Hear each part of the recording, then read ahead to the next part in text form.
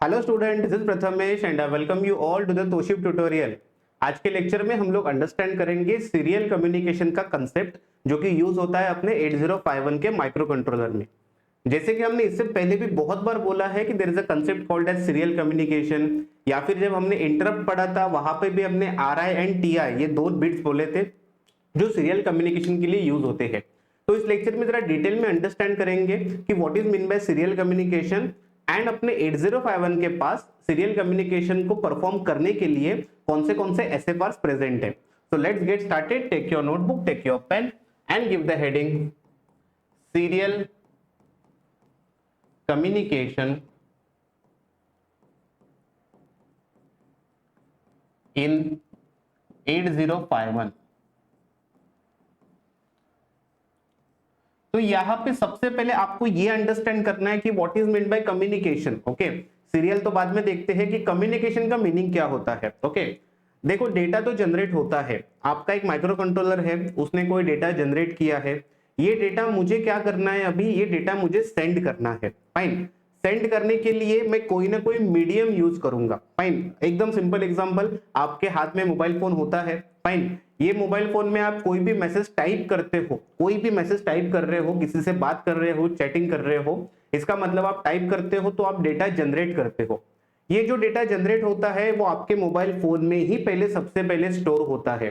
Store होने के बाद उसको एनक्रिप्ट किया जाता है सो दैट कोई अगर दूसरा पढ़ना चाहते तो वो ना पढ़े उसको। एंड एनक्रिप्ट करने के बाद इस डेटा को ट्रांसमिट किया जाता है। ओके, अभी देखो डेटा जब मैं जनरेट कर रहा हूं तो मुझे कुछ ना कुछ चाहिए स्टोर करने के लिए, एंड ये ट्रांसमिट जब मैं कर रहा हूं तो वहां पे भी मेरा मोड ऑफ कम्युनिकेशन डिफाइन होना चाहिए। ओके, आइदर वो वायर्ड हो सकता है, वायरलेस हो सकता है। आजकल तो हम लोग वायरलेस के जमाने में ही है। ओके, लेकिन उसी के अंदर भी मुझे पता होना चाहिए कि मेरा डेटा सीरियली जाने वाला है कि पैरेलली जाने वाला है। ओके, तो यहाँ पे the meaning of word communication मतलब क्या, एक तो डेटा भेजना या फिर डेटा रिसीव करना। फाइन, डिजिटली डेटा में रिसीव कर सकता हूँ, ट्रांसमिट कर सकता हूँ, ये होता है कम्युनिकेशन का मीनिंग। ओके, आपके जो कम्युनिकेशन होते हैं वो दो पार्ट में है। ओके, एक है सीरियल कम्युनिकेशन, एक है parallel communication. Okay, now let's take a example. आपके पास एक डेटा है 10110। ओके, ये एक डिजिटल डेटा मैंने जनरेट किया है और इस डेटा को मुझे ट्रांसमिट करना है। ओके, ट्रांसमिट कहां पे करना है, between A and B. Okay, between A and B मुझे डेटा ट्रांसमिट करना है 10110। ओके, इस ट्रांसमिशन के लिए मेरे पास दो ऑप्शन हमेशा अवेलेबल होते हैं। ओके, ऑप्शन नंबर 1, मैं जाऊंगा सीरियल कम्युनिकेशन के लिए। ओके, जहां पे सबसे पहले मैं क्या करूंगा, 0 भेजूंगा। ओके, उसके बाद मुझे 2 बार 1 भेजना है तो 2 बार हाई लेवल 1 एंड 1, तो 1 1 एंड 0। उसके बाद वापस मुझे क्या करना है, एक लो लेवल भेजना है 0 एंड मुझे भेजना है एक हाई लेवल। ओके, देखो data 10110 A to B transmit करना था। ट्रांसमिट करने के लिए मैंने A to B एक वायर डाल दिया और इस एक वायर के थ्रू मैं क्या कर रहा हूं, ट्रांसमिशन कर रहा हूं। इसको मैंने नाम दे दिया सीरियल। ओके, इसको क्या नाम दे दिया मैंने, सीरियल। कितना इजी था, serial, bit by bit. Okay, कभी भी सीरियल वर्ड आता है आप उसके आगे एक छोटा सा टैगलाइन डाल दो, that is called as bit by bit.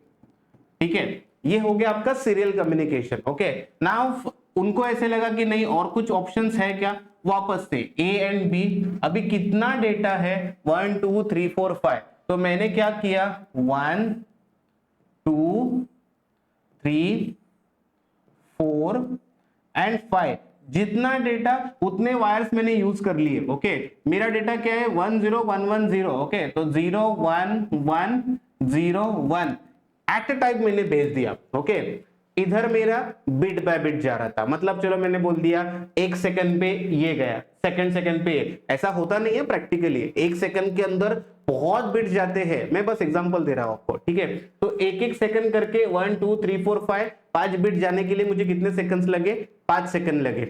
इधर क्या हुआ, मेरे पास 5 वायर थे, एक ही सेकंड के अंदर 5 के 5 बिट चले गए। ओके, यहां पे आपने यूज किया पैरेलल। ओके, यहां पे आपने क्या यूज किया, पैरेलल। ओके, अभी इसके बाद बहुत बड़ा डिबेट चालू हो जाता है। ठीक है, डिबेट ऐसा शुरू हो जाता है कि लोग बोलते हैं कि पैरेलल कम्युनिकेशन कितना फास्ट है, इतना स्पीड दिख रहा है मुझे, मैं इसको क्यों नहीं यूज कर रहा हूं? ओके, आप अगर देखोगे अभी भी वर्ल्ड वाइड जो कम्युनिकेशन होता है वो सीरियल कम्युनिकेशन नहीं होता है। ओके, आगे ये डिबेट आपको बस एक ही पॉइंट पे समझना है, अंडरस्टैंड करना है in terms of complexity. Okay, अगर मुझे एक डेटा 10 किलोमीटर दूर भेजना है, सिंपल एग्जांपल, ओके, आप वर्ल्ड वाइड कम्युनिकेशन कर रहे हो, कैन यू इमेजिन कितने किलोमीटर्स का डेटा ट्रांसमिट होने वाला है? आप वर्ल्ड वाइड कम्युनिकेशन करते हो, ओके, वर्ल्ड वाइड कम्युनिकेशन में आप जो डेटा भेज रहे हो वो यहां से किसी कंट्री में कहीं पे भी जा सकता है। नाउ जस्ट इमेजिन कि आपको बस 4 बिट का डेटा भेजना है, मैं एग्जांपल दे रहा हूं, बस 4 बिट का डेटा भेजना है, तो क्या आप वर्ल्ड वाइड 4 वायर डालोगे? ओके, या फिर आप रिकमेंड करोगे कि भाई मेरे पास एक ही वायर होगा? एक वायर भी अपने से संभाला नहीं जाता। आप देखा जाते हो कि आजकल कहीं भी कुछ भी, कहीं पे रोड कंस्ट्रक्शन होता है, वायर टूट गया, कम्युनिकेशन ब्रेक हो गया, ऑप्टिकल फाइबर के वायर तो ऐसे ही पड़े होते हैं बहुत बार। ठीक है, तो बोलना ये है सीरियल क्यों प्रीफर करते हैं, क्योंकि हमको डेटा जो जा रहा है उसका पाथ पता है, कहां पे प्रॉब्लम होगा वो भी फाइंड आउट किया जाएगा। लेकिन जब मैं नंबर ऑफ वायर्स बढ़ाता हूं तो मुझे नहीं पता चलेगा कौन सा वायर कहां पे ब्रेक हो रहा है। ओके, तो ये यूज ही नहीं होता है। क्या होता है ना, आप एक जो कंप्यूटर सिस्टम बनाते हो ना, जैसे आपने कीबोर्ड, माउस, प्रिंटर, जो आपका स्कैनर सब कनेक्ट किया, इसके बीच का अंदर का जो कम्युनिकेशन है वो जनरली पैरेलल होता है। उतना तो वायर हम यूज ही कर सकते हैं ना, क्योंकि वो फास्ट है ये मुझे, तो वहां पे मैं पैरेलल यूज करता हूं। लेकिन डिस्टेंस जैसे बढ़ गया, मैं किसके लिए जाऊंगा? सीरियल के लिए। ओके, तो आपका जो 8051 है ये सीरियल कम्युनिकेशन प्रीफर करता है और सीरियल कम्युनिकेशन यूज भी करता है। ओके, उसको कभी भी डेटा ट्रांसमिट करना है तो वो सीरियल ही करेगा हमेशा। ओके, तो ये सीरियल कम्युनिकेशन करने के लिए 8051 के पास क्या क्या ऑप्शंस अवेलेबल है, या फिर अगर एग्जाम में ऐसा क्वेश्चन आता है कि short note on serial communication of 8051, okay, तो आप पहले तो ये डेटा का कंसेप्ट एक्सप्लेन करो कि what is bit by bit, what is parallel. तो यहाँ पे एट ए टाइम डेटा जा रहा है, तो किसका एडवांटेज क्या है, किसका डिसएडवांटेज क्या है, तो सबके ऊपर आप बात कर सकते हो अभी। ठीक है, फिर आपके पास पॉइंट्स आते हैं 8051 के लिए जो मैंने हाईलाइट करके रखे हैं। ओके, जिसके ऊपर आपको बात करना पड़ेगा। ओके, आप सबसे पहले बात करोगे पिंस की। ओके, इफ यू रिमेंबर अपने 8051 के पास 2 ऐसे पिन थे जिसका नाम था RxD एंड TxD। ओके, याद करो, port 0, port 1, port 2 and port 3, and जो पोर्ट 3 था उसके अल्टरनेट फंक्शन में ये 2 नाम आए थे, RxD and TxD। Okay, sorry, तो उसके अंदर ये 2 नाम अपने देखे थे, RxD एंड TxD। ओके, तो कभी भी मुझे सीरियल कम्युनिकेशन करना है तो 8051 के, ओके, 8051 के ये जो 2 पिंस है RxD एंड TxD, इसको मैं यूज करूंगा। आप बोलोगे कि सर दोनों साथ में यूज होते हैं क्या? वही तो है ना serial communication, one at a time, either receive करो या फिर ट्रांसमिट करो, दोनों साथ में नहीं होने वाला है। ओके, आइदर रिसीव करो या फिर क्या करो, ट्रांसमिट करो। ओके, तो ये हो गया आपका मेन काम। आपको जब भी बात करना है सीरियल कम्युनिकेशन के ऊपर, आप बात करोगे RxD एंड TxD के ऊपर। ठीक है, फिर आपका क्वेश्चन आता है कि कोई SFR है क्या जिसको यूज किया जाता है? डेफिनेटली SFR तो होने ही चाहिए, अदरवाइज काम कैसे होगा? ठीक है, तो मेरा सबसे पहला SFR आता है SBUF। Buff stands for buffer. Okay, serial communication buffer. देखो बफर का काम क्या होता है ना, टेम्पररी स्टोरेज। बफर आप इतना ही याद रखो, बफर मतलब क्या होगा, टेम्पररी स्टोरेज। जैसे मेरे 8051 ने, ओके, मेरे 8051 ने एक डेटा जनरेट किया, जो डेटा उसको भेजना है। ओके, एक डेटा जनरेट किया, वो डेटा उसको भेजना है। भेजना मतलब ट्रांसमिट ना, ट्रांसमिट के थ्रू ही वो भेजेगा। लेकिन मेरे पास कुछ तो होना चाहिए, एक छोटा सा स्टोरेज 8 बिट का, जिसके अंदर वो डेटा रखेगा बताने के लिए कि ये डेटा भेजना है करके। तो वो जो रख रहा है ना डेटा, वो होता है अपना SBUF। ओके, वैसे ही कभी अगर 8051 के पास डेटा आता है तो मेरे पास कुछ तो जगह होना चाहिए जिसके अंदर मैं डेटा रखूं। मैं A, B वो सारे रजिस्टर्स डायरेक्टली यूज नहीं कर सकता, मुझे सीरियल कम्युनिकेशन के लिए डेडिकेटेडली एक रजिस्टर रखना पड़ता है जिसका नाम है SBUF, जिसको मैं यूज करूंगा किसके लिए, सीरियल कम्युनिकेशन के लिए। ठीक है, आई होप आपको इसका आइडिया आ चुका है कि RxD एंड TxD में हो क्या रहा है। दोनों के पास खुद का रजिस्टर है, यूनिक है ये। ओके, इसके पास भी इसके पास भी है, one at a time use होगा। ठीक है, देखो इसलिए लिखा है 2 registers, directly 2 registers, one is write only, one is read only. देखो जब मुझे ट्रांसमिट करना है तो मैं डेटा लिखूंगा इसके अंदर, तो ये राइट ओनली होता है। ओके, मतलब सिर्फ राइट ही कर सकते हैं।